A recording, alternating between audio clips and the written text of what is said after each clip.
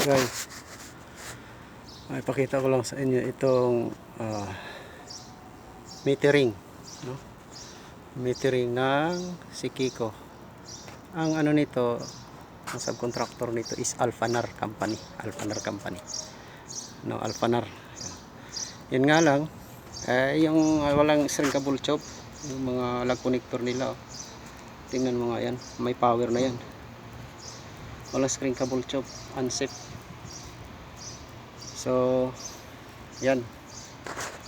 Yan lahat. Walang shrinkable tube. Ito yun dito. Oh. Yung mga heater nito in every meter, piniprepare ko na lang yung wire dito. Heater. Sa load side lang ako gumagawa nito. Saka ito na lang ang kulang. Ito yung chamber bus bars. No.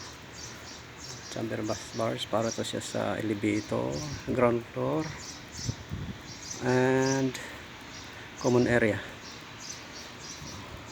Ayan. So inintay ko pa yung isang cable para sa load side supply galing sa meter.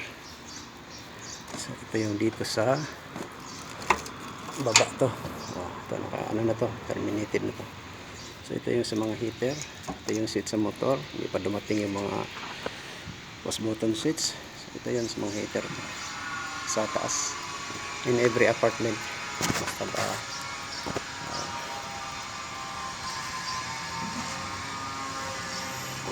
so ayan guys, ayan mga ano. Okay, salamat.